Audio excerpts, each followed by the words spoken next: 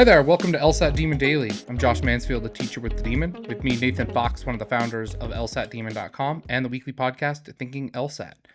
So today, Nate, our question actually comes from one of my students who gave me permission to share this question on the podcast, who has a question. We're using RC Ricky, and he's got a question. Are there irrelevant details? RC Ricky says, when reading an RC section, I encountered a sentence that seemed irrelevant. Subsequently, I found a question that directly addressed that sentence, along with another that referred to it indirectly.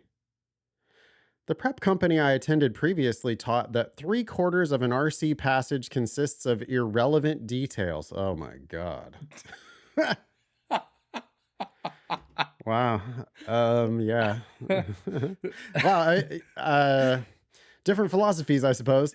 But our philosophy is that you're not trying to memorize the passage, but yeah, it doesn't surprise me at all. If you read a sentence and that sentence kind of bumps you, if you read it and you go, wait, what?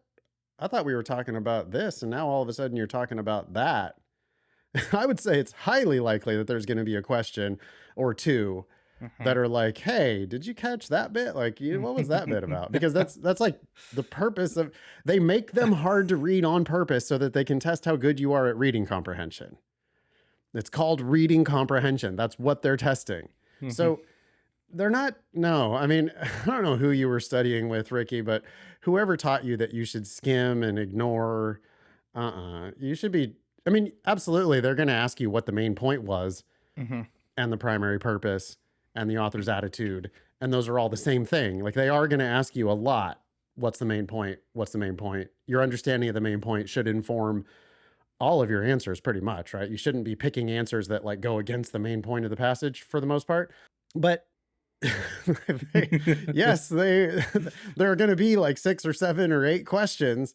And some of those questions are going to be asking you about some of the weird stuff that was in that passage. And you can turn a hard test into an easy one. I mean, we just wrote this book, The LSAT is Easy. And I experience the test as easy because of the way I read it. Not because I'm some super genius, but because I just insist on understanding what I read. So if I get to a sentence that doesn't seem to fit with the rest of it, I'm going to sit there for a sec and go, that's strange. Like, why would you throw that in there? And think it through. It's like probably just one layer below the surface. You think through like, oh, well, here's what they're trying to say with that. That's why they put this in here. I see. And then sure enough, you turn a question where you could have had no chance if you would have just ignored it or skimmed it. And instead you're like, oh yeah, that was that bit where they put in that weird shit. Remember when they put that weird shit in there? I totally noticed that. And then that question becomes a slam dunk. It's so funny because the sentence that he was referring to was like, you had the introductory paragraph describes this phenomenon, gives kind of a conclusion about it. And then after the conclusion of this phenomenon, or like the author's take, it gives a line that just has a time frame. It's like, this typically happens between this many years and this many years. Yep. And then it jumps to the second paragraph. And he's like, oh, that's not important. And I'm like, nah. You fucking kidding me? You're going to be a lawyer. They want to know how good you are at reading documents because lawyers win and lose on the documents. And this is lawyer shit. I'll never forget when Malcolm Gladwell interviewed the founders of the famed Princeton Review on his podcast.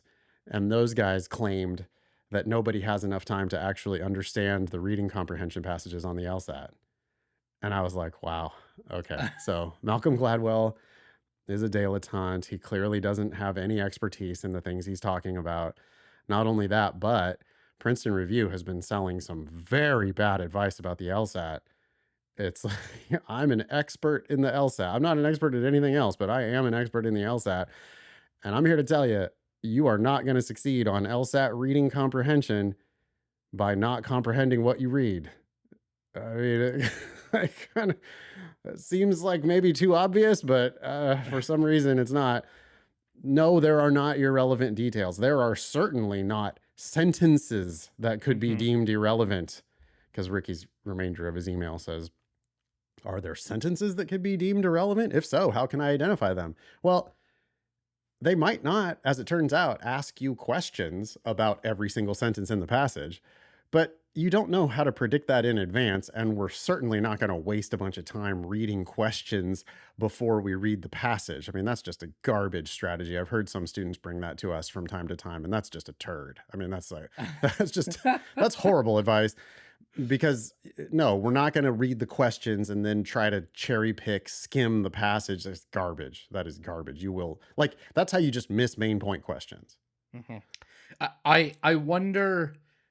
I mean, this has to be only half the strategy. The idea that there are relevant details, because it has to be coupled with some sort of a gimmick about how to identify what is important, so you don't need to read the entire thing. Either it's highlighting and looking for certain adjectives, certain words, or it's, as you say, reading the question first and looking in advance so you know what you're looking for. It's trying to create a gimmick to shorthand the understanding, and none of those ever work. They never work. We just don't sell magic beans at LSAT Demon. I mean, I'm not going to sell you the dream of law school, and I'm not going to sell you magic tips and tricks. This one weird trick to double your score. I'm not. That's not what I'm about. I believe that we can help you improve your LSAT score by 20 points, but we will do that by helping you actually understand what you're reading. So if you hear any demon teacher give any advice that is not related to here's how you actually understand the passage, actually understand the question, actually understand how the right answer does answer that question, anything else is not what we do at LSAT Demon. And that's because, like, those kinds of shortcuts, yeah, they might be able to give you the short term illusion of a 6-point increase, but that is going to prevent you from making a 16% or 16 point or 26-point increase, which only comes from actual understanding. There's a reason that a lot of these prep companies promise like 10-point jumps, because they 7 give it points, right? Princeton seven Review. point. It's Seven Princeton Review point the seven. Yeah. guarantee. If you do all of our ridiculous amount of homework Uh-huh. and come to every single class and take the LSAT officially, Uh-huh. and you have to do all these things. If you do every single one of these things, then you might qualify for this money back guarantee, or like retake our class for free. Right. Maybe get a money back guarantee if you don't make it Mhm. 7 points. And even then, I'm sure people get the money back guarantee all the time because their dumb shortcuts just don't really work that well. And instead, there's a longer road potentially to actual understanding that could transform your understanding of the test and just change your life. And by the way, make you a much better law student and lawyer. Because you just have to take shit seriously. It's lawyer shit. You have to understand what you're reading. There's no Yeah. shortcut for that. There's no So shortcut. anybody who's ever told you, oh, you can just ignore that part, or here's how you just figure out which parts you can ignore. Look, I want to say it again. I'm not telling you that you have to memorize it. You don't have to memorize anything, but you do have to comprehend the passage. And like, if there's sentences that you don't understand, the solution isn't, they're not going to ask me about that. The solution is they probably definitely are going to ask you about that part. And like, again, while you don't have to memorize it, you do have to just understand the point that they're trying to make. How does this fit into the overall thesis? Why did they put this in here? Because if you don't understand why they put it there, then you don't comprehend the document. Mhm. And yeah.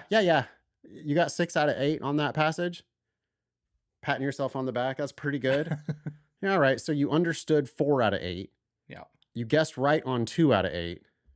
You missed 2 out of 8. You get paid for 75% of the work you did.